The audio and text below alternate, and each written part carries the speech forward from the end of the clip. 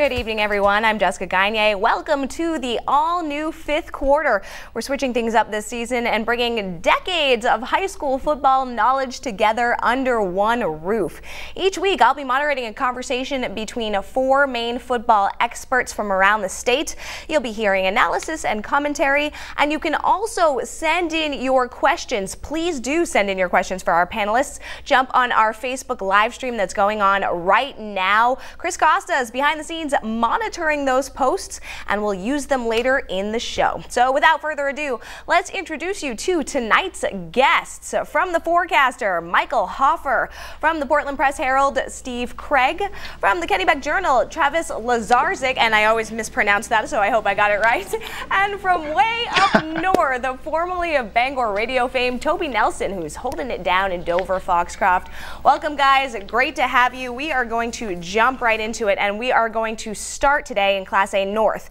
So last year, Windham went 4-4 in the regular season, but found their rhythm in the postseason, then emerged as the A North champions. Tonight, Windham hosted the Portland Bulldogs, who were looking to bounce back from a disappointing 2-6 regular season last year. And I think it's safe to say they are back with a vengeance, Michael Hoffer. They blanked Windham 49-0. Was Portland making a statement in tonight's game? Yeah, I think you remember just how cold it was last November 10th, the night of the regional final, where Windham absolutely crushed Portland. And they've been stewing about that game for about 10 months. They didn't serve revenge quite as cold as Windham beat them last year, but really an emphatic start for Portland. They just ran the ball down Windham's throat pretty much from start to finish, and it was a solid defensive effort from the Bulldogs too, and I think that's one of the things you're going to see from this team this year. They have veterans on the line, both offensively and defensively, and they really frustrated Windham early after Portland had a couple turnovers. And then the Bulldogs got the running game going. They ran for 327 yards tonight, 409 yards total. And Zach Elowich, he's the new lead back for the Bulldogs. They didn't really have one this year. He's what we're used to seeing in the past. 203 rushing yards tonight, a couple of touchdowns. Ben Levine, the fullback, we see him number 44 there, did a great job blocking. And then he took over late in the game. He ran for 73 yards and a score. And then you have Sam Nope, who's really stepped in and done a nice job at quarterback. A couple of pretty touchdown passes to Ben Stasium, including one where Stasium made a great catch over a defensive back. So Portland had it all going tonight. Held Windham to just over 100 yards defensively, and really an ideal start for the Bulldogs, and they're the favorite for a reason, I think, in that region. Sure, yeah, I know it's only week one, but clearly they're making a statement. Is there any other team in A North that you see maybe rivaling them this early in the game? Well, 1/8 of the way through the regular season, I guess we have to talk about Oxford Hills, sure, right? Yeah. They got off to a great start tonight with a big win over Lewiston. So, you know, I think they're a team to watch, and we'll see if others emerge. But Portland was viewed as the team to be coming in, and for 1 week anyway, they've shown why. All right, thank you, Michael Hoffer. Moving on to A South, the Bonnie Eagle was in the hunt last season, going 7-1 in the regular season until things kind of fell apart at the end of the year. They went to South of Portland tonight, and they got the job done, winning 34-6. But Steve Craig, it was kind of a slow start for the Scots in this one, right? It was, Jessica.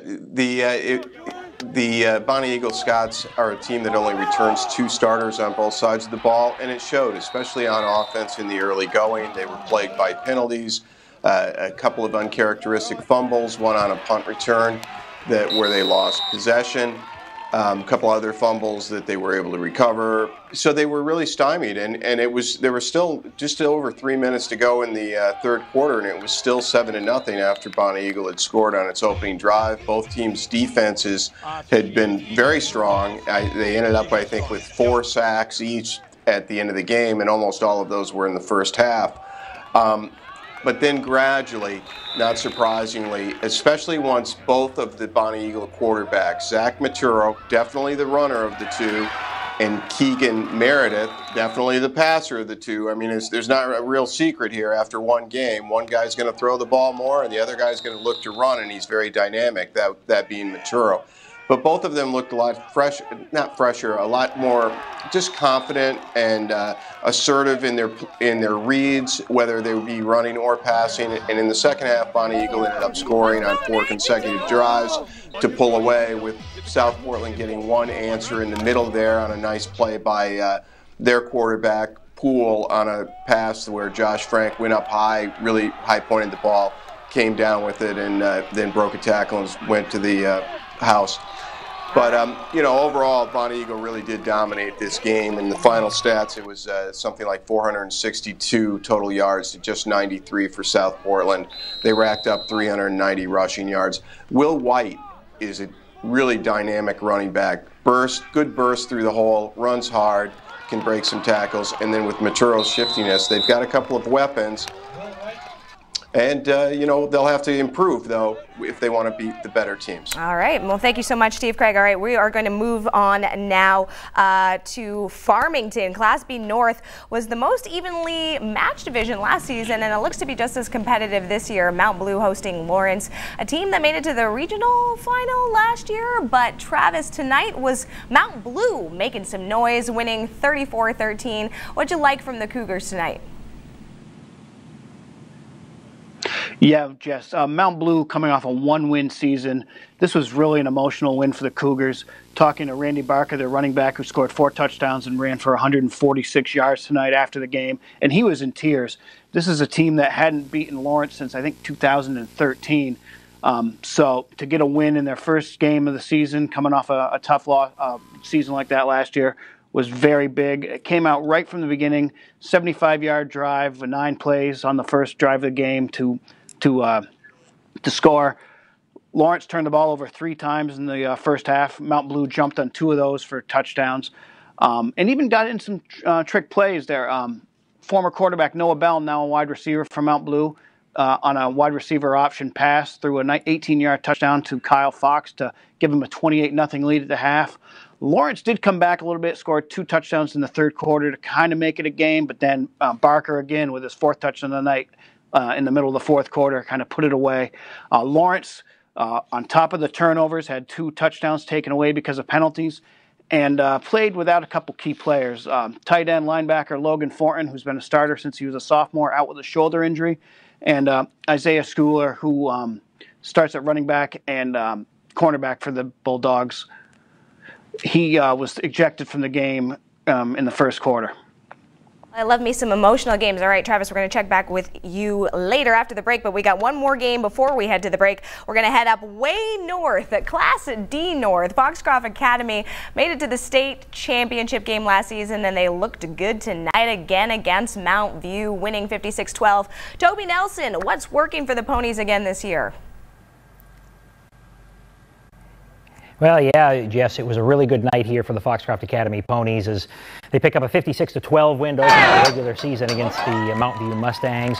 You mentioned that they were the runner-up last year in Class D, won the North Division title, and ran into a really tough Wells team, who we'll talk about here in a little bit more as well. But Ponies bringing some players back from last season, new quarterback, and they also have some different receivers, different running backs as well. But McCaleb Niles had a good night tonight, ran for 117 yards. Matt Spooner, the quarterback that I talked about before, threw for 4 touchdown passes, was 11 for 16, 216 yards and the 4 touchdowns, threw 3 of them to Logan Martin, a real talented sophomore for us. So it was a great night overall for the Ponies, a good statement victory to start the season off. And for Foxcroft Academy, tradition. It's always been about tradition, and we want to get back to a state championship situation this year. But in order to get to a state championship game coming up in November, you got to win these games in September and October. So a nice win tonight. Hyatt Smith had a big game for the Ponies. We've been nursing some injuries. Foxcroft's been nursing some injuries over the past couple of weeks, but a few kids came back tonight. You'll have a few more coming back next week as they get back at it. So overall, it's been a really good preseason, good win here tonight for Foxcroft Academy. 400 yards of offense, and on the defensive side, they were just stellar. A lot of the credit goes to the offensive line as well to open up some holes. And when the quarterback Spooner can sit back and pass like he can, you got to have somebody in front to block, and they did that tonight. So big win for the Ponies, and they go to Holton next week. So we'll see what they can do when they go visit the Shire Towners on Friday night next week. All right, thanks, Toby. We're going to take a short break, but when we come back, we're going rapid fire through 5 more games. So stay with the 5th quarter.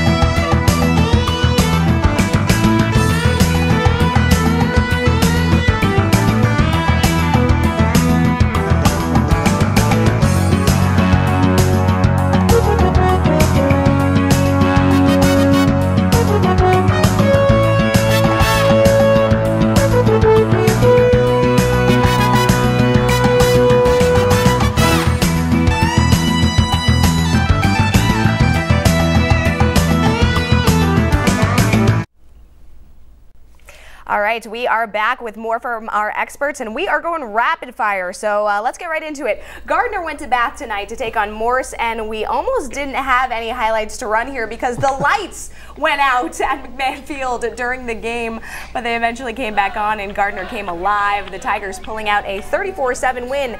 Travis, do you see Gardner emerging as a Class C South contender this season? I do. The Tigers kind of found something at the end of last year and were able to make a run to the regional final. Looks like they're going to be a contender again this year. All right, then we are going to move right on to Class B now. A battle in Brunswick between the Dragons and the Falmouth Yachtsmen. It was 6-0 Brunswick at halftime, and then the second half was back and forth with Brunswick getting the close win, 27-25. Michael Hoff, are you surprised by this close battle, or did you expect one team to kind of emerge stronger? I found this maybe to be the most compelling game of the night, even before it turned in, maybe the most compelling game of the night, just because Brunswick, so much is expected of them after they had a little bit of an off year last year. They're certainly back to form. And Falmouth, after graduating Jack Bryant, how are they going to respond? I think it's a very encouraging response for Falmouth, even though they fell just short. They had a late onside kick they couldn't recover and a last-second play that didn't quite work out. But I think they're going to be a team that's battling, the Biddlefords and Kennebunks and the Marshwoods of Class B South before all is said and done. All right, we'll have to keep our eye on them. All right, on to Sanford now. The brand new Alumni Stadium, where 3,000 people turned out to watch the Spartans host Scarborough. The reigning Class A champion Red Storm lost Fitzpatrick Trophy winner Owen Garrard and quarterback Zoltan Panye to graduation, but they still have junior wide receiver Jarrett Flaker, and you're seeing a lot of him on this highlight reel. 4 Flaker touchdowns in the first half alone. Scarborough wins it 41-13. Steve Craig, has the Red Storm just picked up where they left off? I think they are, and while Sanford got to open its shiny new Alumni Stadium, it was really Scarborough that made the statement, didn't they? Flaker, 4 touchdowns on just 7 carries. The kid is super dynamic. I thought the most compelling thing reading our writer Brad Spiegel's story here when I got into the office was Lance Johnson's confidence when the coach of the Scarborough Red Storm, when he said, "We wanted the ball first because we wanted to score first." They're confident they can make another title run. All right, heading down to Class D. Wells steamrolled the competition last year on their way to the state title. Tonight's game was a rematch of the D-South final last year, and Wells prevailed 32-zip. But Toby, your thoughts on Wells and how far they will go this year? Is it even fair that we have to talk about Wells? I mean, it's a really good ball club. You have Coach Tim Roach, who's really done a great job with that program. Dropping from C to D, they just seem to be rolling, won 17 straight games. They're the real deal this year in Class D. Absolutely. Yeah, maybe a rematch of Foxcroft and Wells. We'll have to keep our eyes out. All right, and last but not least, the reigning B North champions from Skowhegan had a tough test traveling south to Kennebunk. The Rams had a 34-6 lead at halftime in this one and kept right on rolling in the third with touchdowns from Ryan Connors and Dante DiLorenzo. Skowhegan quarterback Marcus Christopher tried to get something started late, but it was too late. Kennebunk wins 62-19. Wow. Travis, did you expect this one to be closer? A little bit, yeah, but Skowhegan's still looking to figure out how they're going to replace 3 senior receivers they lost from last year. And defensively, they can't be giving up 62 points. Defense was a problem for them last year. It looks like they need to fix that again. All right, we're going to take a short break, but when we come back, Chris Costa's here with your questions. Send them in. Our experts are going to answer them.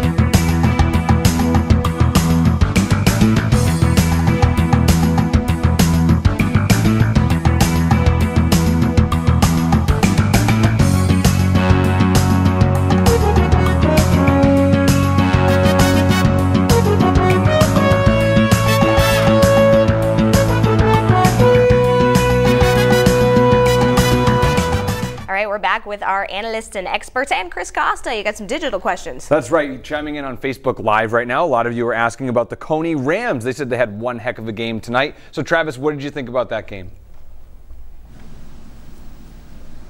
Yeah, Coney is a team that has some kind of questions on offense. We knew they would probably be good defensively. Showed that obviously tonight with a shutout.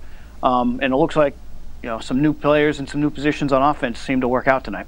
Awesome. And Michael, thoughts on next week? A lot of big matchups we should be looking forward to. Yeah, it's only week 2, but with some really exciting games. You're going to have Cape Elizabeth and Wells, the traditional rivals. Even though they're now in different classes, they're 2 of the best teams in the state. They're going to battle.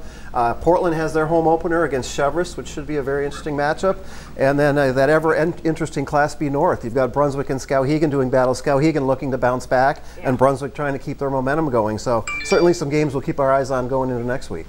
All right, Steve, any final thoughts on this week? We want to throw it to you.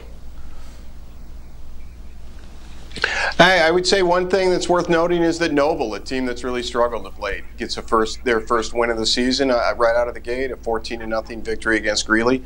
Good for them. The other thing is, let's wait and see how good Thornton is tomorrow. That'll be interesting as well.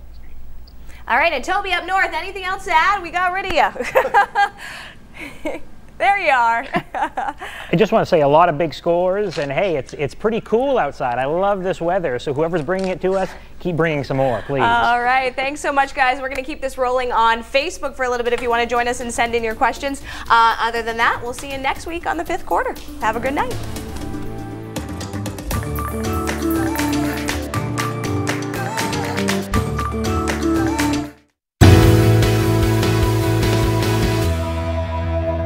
Portions of this newscast sponsored by Facebook for everybody who you guys can hear me. We are still live on Facebook right now, so don't depart immediately. Yeah, George is asking, how about the Gardner Tigers? Okay. Gardner Tigers, they're asking a question, another one. Travis, you touched on it a little bit too, but yeah, I mean, they came out, they definitely made a statement today. What a funny thing for the lights to go out at a game too. Our photographer came in and had no idea. He was like, am I at the right place? There's a bunch of people here, but there are no lights. And obviously they got him rolling again. But Gardner, I've heard a lot of people preseason saying that they have a lot to bring to the table. So Travis, do you agree with that? Yeah, I think they're going to have obviously some tough opponents in Cape Elizabeth and Leavitt down the road. Yep, Leavitt. But they're a team that kind of got some confidence when they beat Coney last year and beat Leavitt in the playoffs. So yeah, I think the Tigers can make a run. Speaking of Leavitt, I did not see the game personally, but I did hear that they made a lot of noise. Any one of our analysts want to speak at all to the Leavitt game? Did anybody see or read anything? Well, you shut Just out they a won good MCI 28 to team nothing. doing something right. So Yeah, right, exactly. Yeah, anytime you're right. I mean that. I was going to say that could very well be a preview of the state final game. I certainly saw MCI as the team that would come out of the north, and that while I'm picking Cape Elizabeth, Leavitt's like 1B. Yep. So I mean, Cape Elizabeth also won handily in a game they should have won handily. Yep. So those teams, along with Gardner, Class C South should be pretty competitive. Interesting. All right, what about games tomorrow? Anything we're looking forward to Saturday? Football, I know we got Thornton Academy playing tomorrow, right? Yep, they're playing Deering at Fitzy because their turf wasn't quite ready yet. And then probably the most compelling game that I can think of around here, and I think Steve's covering it, is Cheverus-Massabesic. Yep. You've got a Massabesic team that's got a little bit of buzz suddenly, and a Cheverus squad that no one's really talking about in Class A North, but Coach Wolfbram's back as the defensive coordinator again. So. I think certainly a couple of games in the Portland area to keep an eye on. Sure.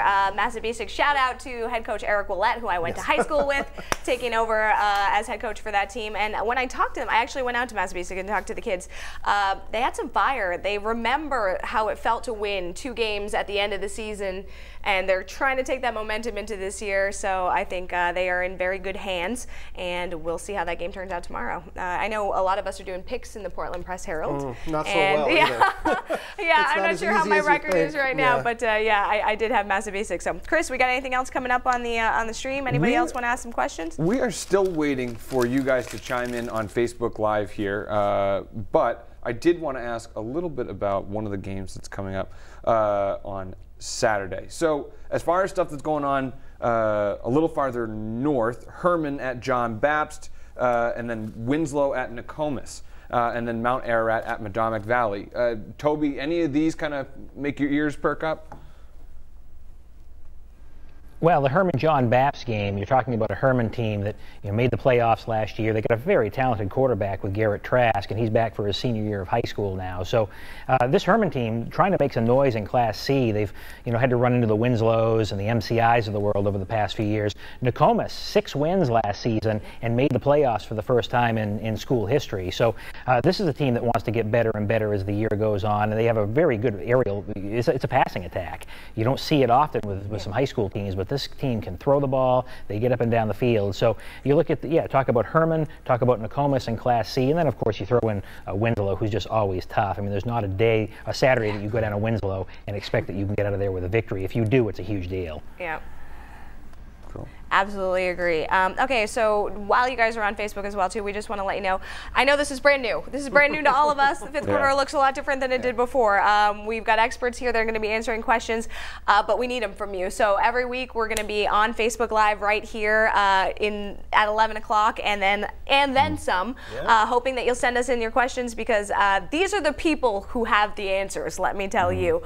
So anything you want to throw out there, any team you want to cheer on, any analysis that you want, this is the way to get it. Send your questions in. Chris Gossel will be here monitoring everything and making sure we get them answered. Yeah. So we're getting a couple more in now, which is great. People are joining. We're going to be See? here until 2 in the morning at this rate. No one wants us to go home. No. Right. We want you guys to start thinking of your questions as soon as the games end.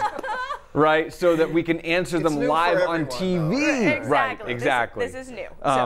But I mean, if you guys are following me on Instagram, you would have known because I've been soliciting for questions all night. Shameless plug. Because I needed a job to do. So Chris is asking Lisbon versus Mountain Valley next Saturday. What are your thoughts? Ooh, Lisbon versus Mountain Valley. I mean, Rumford is always a tough place to play.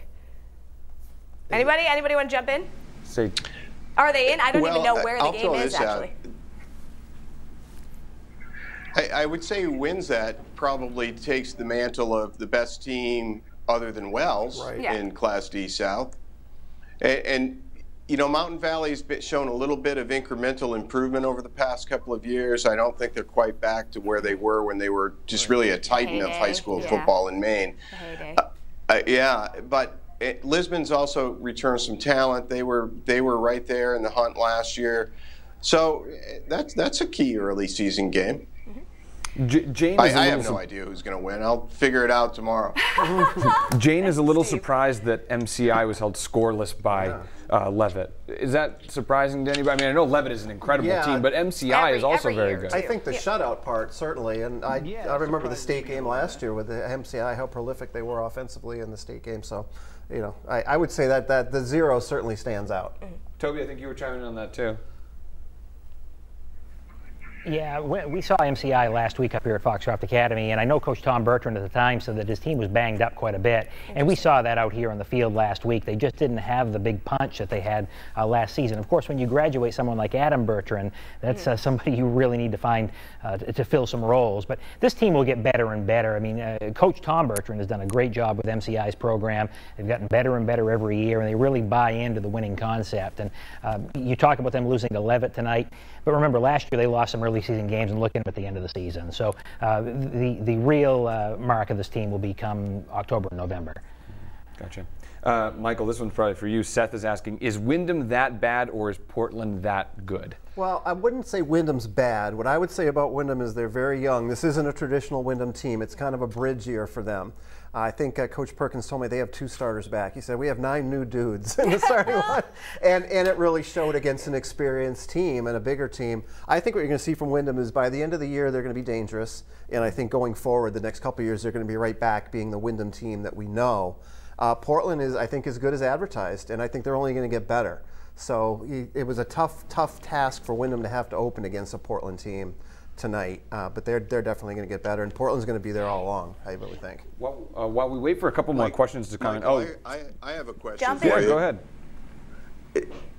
ahead. Again, Portland Wyndham, the one thing that struck me when I talked to Coach Hartman in the preseason was that they could have a really dynamic defensive line or even the front seven with his linebackers. And did you see some evidence of that tonight, that they were able to, really shut down a team? Yeah, and that was probably the biggest difference, was the experience of Portland on the line and the talent of Portland on the line. And Wyndham had a couple of positive plays that went down the field, but for the most part, Portland was just stuffing everything. And that's a pretty experienced group. And again, they're just going to get more and more confident each week. But I think that's kind of what set Portland apart going into the season in Class A North, was that group, and they've certainly shown it so far. Steve, I'll kind of ask a similar question to you about the Bonnie Eagle South Portland game.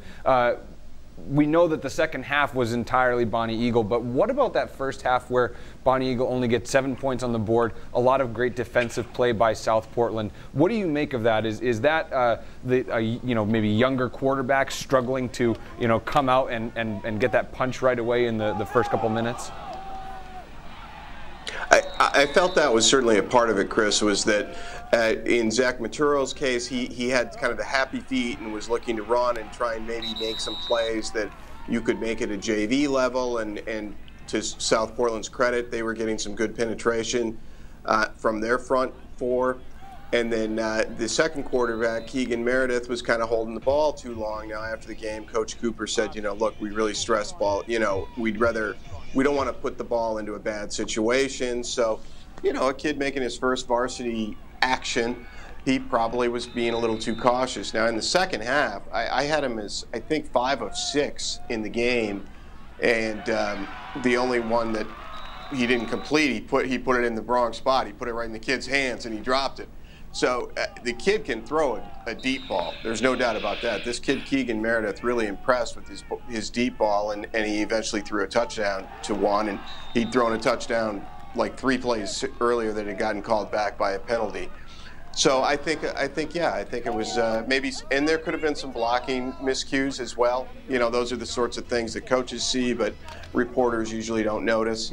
And I think too, what that game was kind of a classic illustration of what the difference is in Class A South, is that there's 3 programs that really have size up front and have established themselves as dominant programs. And as the game wore on against a very youthful South Portland team, that size and experience, a little bit more experience, at least in varsity action, just started to take control. All right, well, before you all turn into pumpkins here, I think we're going to let our analysts go. So this will wrap up week 1, but everything lives online as well. So you can go back through this on Facebook or head on over to our website, check out the highlights, and see what these guys had to say about your favorite teams. We'll be back at it week 2. So get those questions ready early, send them in early, and we'll get them in on the show, which will be great. But for now, signing off for everyone, thank you so much for joining us on the new 5th quarter, and we will see you next Friday night.